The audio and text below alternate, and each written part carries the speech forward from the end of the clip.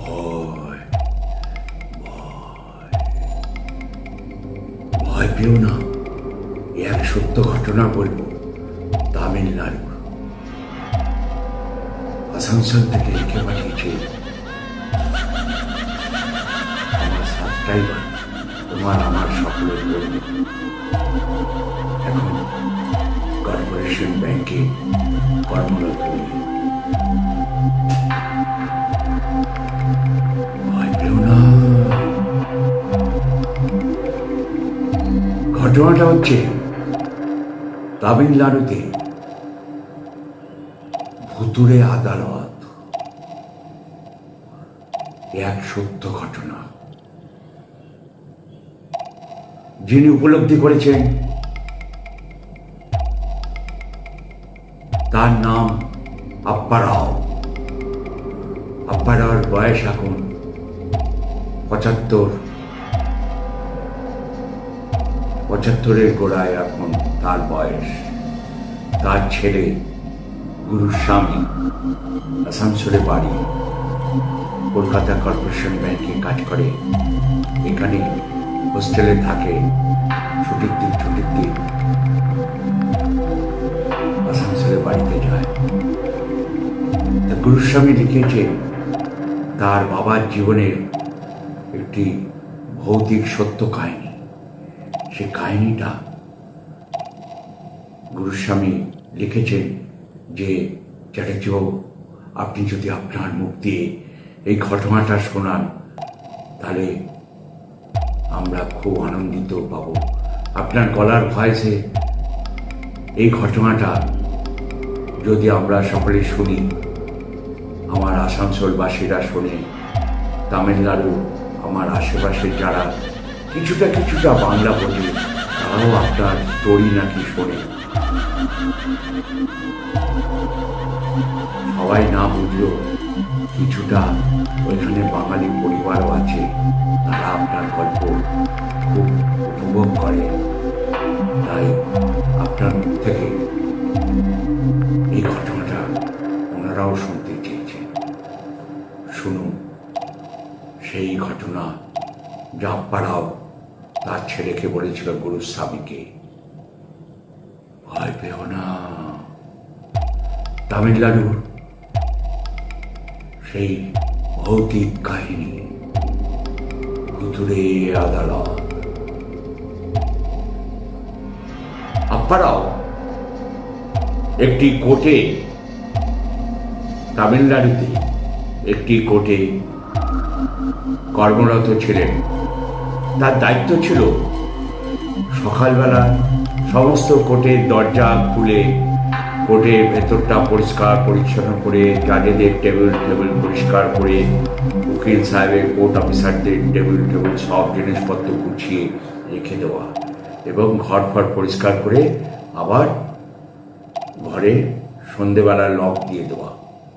এটা রোজকার নিয়ম ছিল আপ্পারাও। রোজকার মতো আপ্পারাও যেদিন ঘটেছিল সেই ঘটনাটা, সেদিনও আপ্পারাও রোজকার মতো তার দৈনন্দিন কাজকর্ম করেছিল। দৈনন্দিন কাজকর্মের মধ্যে তার যখন রাতের প্রহরারত থাকতো, সেই সরকারি আবাসনেই থাকতো কোর্টের ভেতরে। কারণ রাতের বেলায় প্রহরীদের সঙ্গেও সে মাঝে মাঝে ঘরের তালা চাবি লকগুলো একবার করে মাঝে রাউন্ড দিয়ে আসতো, তালা চাবি ঠিক আছে নাকি, কারণ দামি নথিপত্র ঠিকঠাক রাখা আছে কিনা। কারণ সেই সময় খুব চোরের উপদ্রব হয়েছিল। এমন একটি ঘর, যে ঘরটি রুম নাম্বার ছিল 13। কোর্টের সেই আদালতে 13 নম্বর রুম নাম্বার। আপ্পারাও জীবনে চাকরিরত অবস্থায় সেই 13 নম্বর রুম, সেই যখন তার চাকরি জীবনের 5 বছর সেই কোর্টে তার অভিজ্ঞতা, সেই সময় হঠাৎ একদিন বিচারকের ঘরের শর্ট সার্কিট হয়ে কোর্ট ভর্তি লোক, যারা পেরেছে কিছু লোক পালিয়ে গেছে শর্ট সার্কিট হয়ে। বিচারক, কোর্ট অফিসার, উকিল, যারা শুনানি রায় শুনছিল, তারাও পুরো রুমটা 13 নম্বর রুমটা শর্ট সার্কিট হয়ে আগুনে পুড়ে ঝলসে যায় সমস্ত মানুষ। তার মধ্যে জনা 21 মানুষ পুড়ে যায়, পুড়ে মৃত অবস্থায় তারা ওই ঘরে পড়ে থাকে, বেরোতে পারে না। তারা ভিড়ের চাপে সেদিনকে একটি ফাঁসি আসামি রায় চলছিল। ফাঁসির আসামিও কাঠগড়ায় ওই অবস্থায় জ্বলে মারা গেছে।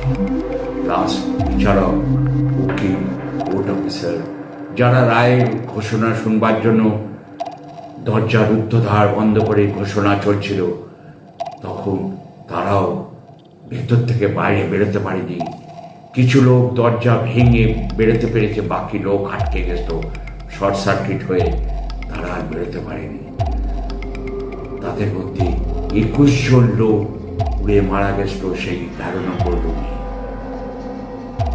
আজকে আপ্পা রায়ের বয়স হয়ে গেছে 75-এর গোড়ায়। বহু বছর হয়েছে, রিটায়ার করেছে। 60 বছর বয়স পর্যন্ত উনি কাজ করেছেন। উনি 13 নম্বর রুম যখন তালা চাবি পড়ে যায়, লক হয়ে যায়, বড় তালা ঝুলে যায়, 13 নম্বর রুমে আর কোনো কোর্ট কেস উঠতো না, বসতো না, কারণ ওই রুমে যাওয়া বারণ হয়ে গেছিল। রুদ্ধদ্বার, ঘর তালা বন্ধ, সমস্ত ঘরে রাউন্ড মেরে আসতো, কিন্তু 13 নম্বরের দিকে আপ্পারাও আর রাতের বেলা যেত না। প্রহরীরাও 13 নম্বরে রুমটার কাছে এলেই খুব জোরে পা চালিয়ে বেরিয়ে যেত। ওর ওপরটায় 3 তলার কোর্টরুম 13 নম্বর। সেই কোর্টরুমে 13 নম্বরে অনেকেই যেত না ওই ঘটনা। আজ যে ঘটনা বলছে আপ্পারাও, তখন তার বয়স ছিল 40-41 হবে। সেই সময় আপ্পারাও একদিন রাত্রিবেলায় প্রহরা দিতে দিতে হঠাৎ কি খেয়াল হচ্ছে, সমস্ত আলো নিভিয়েছে তো, কোর্টের ঘরে সমস্ত আলো নেবানোর দায়িত্ব আপ্পারাওর ছিল। তাই রাত্রির বেলায় একবার 12টার সময় হঠাৎ, শীতের রাত, গভীর রাত, সে হাতে চাবির গোল রিংটা নিয়ে, তালা চাবির রিংটা নিয়ে ঝমঝম আওয়াজ করতে করতে আপ্পারাও সেই 3 তলায় উঠে গেল। উঠে যখন সমস্ত ঘর দেখতে দেখতে, টহল দিতে দিতে দিতে দিতে, তালাগুলো দেখতে দেখতে আসছে, হঠাৎ 12 নম্বরের কাছ থেকে দেখছে 13 নম্বরের সমস্ত আলো জ্বলছে। কি ব্যাপার? তারপর সমস্ত আলো জ্বলছে, লোকের শব্দ, লোকের আনাগোনা, ভেতরে কোলাহল, চিৎকার চেঁচামেচি। বিচারক অর্ডার অর্ডার করে চিৎকার করছে, সেই কাঠের হাতুড়িটা টুকছে। মনে হচ্ছে খুব জোর আজ কোর্ট বসেছে, কোনো কোর্টে হেভি কেস, আজকে রায় ঘোষণা হবে। সে স্তম্ভিত চোখে দাঁড়িয়ে পড়লো ওইখানে, এক দৃষ্টে তাকিয়ে আছে 13 নম্বর ঘরে। আলোয় আলোয় লোকের মাথা, সবাই দাঁড়িয়ে আছে পেছন ফিরে। তার খেয়াল নেই 13 নম্বর ঘরে তো কোর্ট রুম তো বহুত দিন হয়েছে বন্ধ হয়ে গেছে, তাহলে আজকে কোর্ট কি করে বসলো? সবাই তাকিয়ে দেখছে আর কোর্টে সেই বক্তব্যগুলো শুনছে। ফাঁসির কাঠে কোর্টগড়ায়, কোর্টের সেই কাঠগড়ায় দাঁড়িয়ে আছে ফাঁসির আসামি। কোর্ট অফিসার উঠে দাঁড়িয়ে আছে হাতে কাগজ নিয়ে, সমস্ত কিছু লক্ষ্য করছে, কিন্তু মুখ দিয়ে একটু শব্দ বেরোচ্ছে না, পা নড়ছে না, অবাক হয়ে তাকিয়ে দেখছে। ওই দুজন পৌরি, একজন এই দিক থেকে রাউন্ড মেরে ওই দিক দিয়ে যায়, একজন ও দিক থেকে রাউন্ড মেরে এই দিকে আসে। দেখছি আপ্পারাও ওই 12 নম্বর রুমের দিকে দাঁড়িয়ে 13 নম্বর রুমের দিকে তাকিয়ে আছে এরকম করে দরজা দিয়ে। একবার ডেকে গেছে আপ্পারাওকে, শোনেনি, আবার রাউন্ড মেরে ঘুরে এসছে, তখনও দেখছে আপ্পারাও ওইখানে দাঁড়িয়ে আছে। তখন এক পৌরি আপ্পারাওকে এক ঝাঁকানি দিচ্ছে, আপ্পারাও क्या बात है, আপ্পারাও। আপ্পারাও সঙ্গে ফিরেছে। আপ্পারাও সঙ্গে সঙ্গে ওইখানে জ্ঞান হারিয়ে পড়ে যায়। পৌরিরা ওকে ধরে নিয়ে যায় নিজের ওই সরকারি আবাসনে কোর্টের ভেতরে। সেখানে গিয়ে চোখে মুখে জল দিয়ে আপ্পারাওকে জ্ঞান ফেরায়। পরের দিন আপ্পারাও যথারাতি সকালবেলা চান টান করে কোর্টে এসছে, সমস্ত দরজা টরজা খুলে দিয়েছে। কিন্তু সে ভাবছে 13 নম্বর রুমের ঘটনা কাউকে বলবে কি বলবে না। যদি কেউ বিশ্বাস না করে, কেউ পাগল ভাবে ওকে। তাই গতকালের ঘটনাটা বলবে কি বলবে না বলে কাউকে বলতে পারে না। হঠাৎ এক বিচারক চুপ করে আপ্পারাওকে দাঁড়িয়ে দাঁড়িয়ে দেখছিল। আপ্পারাওকে বলছিল, সে তখন তার ডিউটিতে বিচারক, তার সময় বেলা 2টোর সময় তার কোর্টরুমে যাবেন। তার সেদিনকে কোর্টে বিচারকের কেস আছে। আপ্পারাওকে বলে, আপ্পারাও, সবাই আপ্পারাওকে চিনত, খুব ভালোবাসত। আপ্পারাও বলল, গতকাল রাত্রিবেলায় আপনাকে একটা কথা বলছি, আপনি কাউকে বলবেন না, তাহলে সবাই আমাকে পাগল বলবে, হয়তো বলবে আমাকে বলতে ধরেছে। বলল, না তুমি বলো, আমি কাউকে বলবো না। আপ্পারাও বলতে শুরু করে সেই বিচারককে, গতকাল আমি দেখেছি দাঁড়িয়ে রাত্রি 12টার পর থেকে 13 নম্বর রুম সারা রাত কোর্ট চলেছে। লোকে লোকারণ্য, ফাঁসির আসামি দাঁড়িয়ে আছে কাঠগড়ায়। সেদিনকে মনে হচ্ছিল, কালকে গত রাত্রে মনে হচ্ছিল সেই ফাঁসির আসামি কোনো রায়দান হচ্ছে। তারপর লোকের কোলাহল, জাজের সেই হাতুড়ি পেটানোর আওয়াজ, অর্ডার অর্ডার অর্ডার করে চিৎকার। তারপর আমার আর কোনো জ্ঞান নেই। আমি ওইখানে অজ্ঞানে পড়ে গেছিলাম।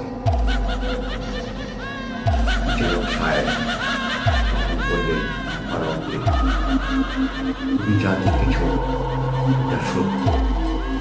তোমার চাকরিরত অবস্থায় এই কোর্টরুমটা, 13 নম্বর কোর্টরুমটা বন্ধ হয়ে গেছিল, তুমি জানো। সেখানে আর কোনো কেসও বসে না, আর কোনো বিচারক ওই কোর্টরুম আর খোলা হয় না। সেই ঘটনার পর থেকে তারপর ওইখানে আস্তে আস্তে যারা মারা গেছিল পুড়ে, তারা কারো কারো জন্ম হয়ে গেছিল। যাদের জন্ম হয়ে গেছিল সেই সব লোকগুলো, সেইগুলো মুখগুলো আপ্পারাও যাদের চিনত, যাদের জানত, তাদের আর কখনো পরে আর দেখা যায়নি।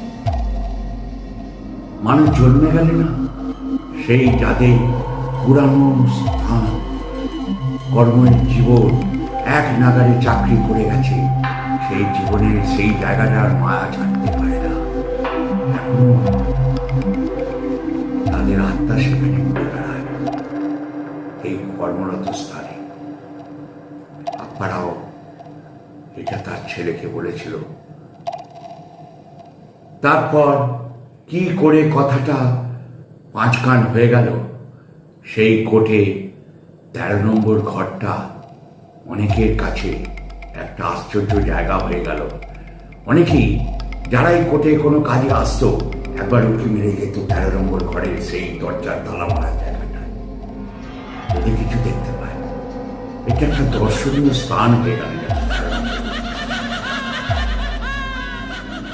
এই সত্য ঘটনাটা গুরুস্বামী কর্পোরেশন ব্যাংকে কর্মরত ওনার ছেলে সে লিখে পাঠিয়েছে। বললো আপনি আপনার ল্যাঙ্গুয়েজে বলুন, আমি তো বাংলা জানি, আমি তো বাংলা বুঝি, আমার ওয়াইফও কলকাতার মেয়ে, সেও বাংলা জানে, আমার ছেলেও আপনার ভক্ত, ওই হরর স্টোরি আপনার শোনে, তাই এই দাদুর এই স্টোরিটা, সত্য ঘটনাটা আপনার মুখ থেকে আমরা শুনতে চাই, আপনি একটু বলুন কেমন লাগলো ঘটনাটা। যদি ভালো লাগে তাহলে একটা লাইক অন্তত দেবেন, আর শেয়ার করবেন, কমেন্টস করতে ভুলবেন না।